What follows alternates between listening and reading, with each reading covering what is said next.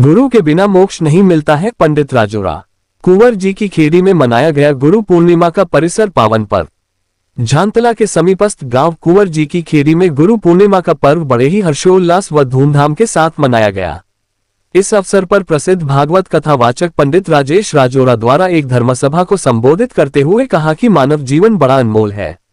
हम इसे बेकार की चीजों में न लगाकर धर्म, तप, साधना, संस्कृति, संस्कारों में लगाकर आध्यात्मिक धर्म से जुड़कर इस मानव रूपी देह को मोक्ष प्रदान करने के लिए प्रयास करें। मानव जीवन बहुत ही दुर्लभ है, ये सहयोग से हमें मिलता है। अतः हमें इस मानव जीवन को सत्कार्य में लगाकर परमार्थ व परोपकार के साथ दीन दुखियों की सेवा में लगाना चाहिए। पंडित राजौरा ने आगे कहा कि देवशयनी 11 से देव सो जाते हैं, जिसमें ऐसा कहा जाता है कि व्यक्ति शुभ कार्य नहीं कर सकते हैं, लेकिन ऐसा नहीं है। देव कभी नहीं सोते हैं। यदि देव सो गए तो ब्रह्मांड में प्रलय आ जाएगा। देव तो केवल उनके लिए सोते हैं जो तप, साधना, भक्ति व धर्म के मार्ग पर नहीं चलते हैं। ये चातुर्मास तो भक्ति व आराधना के लिए होता है, जिसमें हम समस्त देवों की पूजा आराधना करते हैं। साथ ही गुरु पूर्णिमा से ही सनातन धर्म के तीज त्योहार प्रारंभ हो जाते हैं। पंडित राजेश राजौरा द्वारा गुरु पूर्णिमा पर आयोजित गुरु पूर्णिमा महोत्सव के अवसर पर उनके दूर दूराज क्षेत्रों से आए शिष्यों ने गुरु आराधना व पूजा की।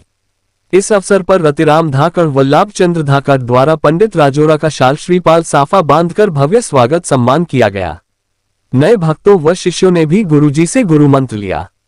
इस मौके पर वरिष्ठ पत्रकार एसपी व्यास रतनगढ़, पत्रकार सतीश सेन व राजेश शर्मा झांतला का भी स्वागत सम्मान किया गया। इस कार्यक्रम में झांतला की जनपद सदस्य श्रीमती रीना शर्मा का गुरुदेव ने स्वागत सम्मान किया।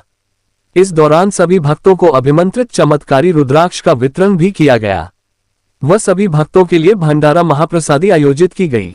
आप देख रहे हैं रतनगढ़ सकल पर झांतला से पत्रकार राजेश शर्मा की विशेष खबर।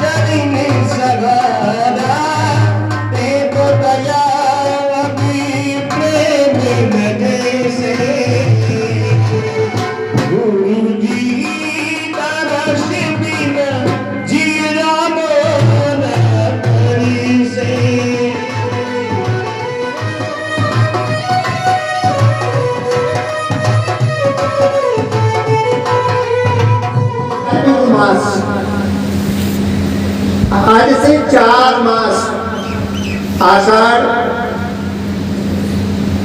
आगे कौन सा महीना आता है? श्रावण। श्रावण है ना? हाँ, आषाढ़ समाप्त हुआ, श्रावण, उसके बाद भादवा, उसके बाद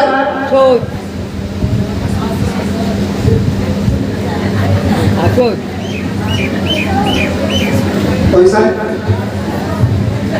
आषाढ़, सही है। नहीं आसो आश्विन। उसके बाद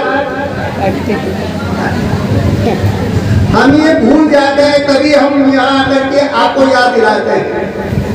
बच्चों को जनवरी, फरवरी, मार्च, अप्रैल ये दिन याद है, परंतु अगर पूछा जाए कि 12 मास कौन से हैं, तो सिर्फ आजकल याद रखना, पत्रिका में छपने लगे बच्चे। त्योहार देवशयन में ही होते हैं।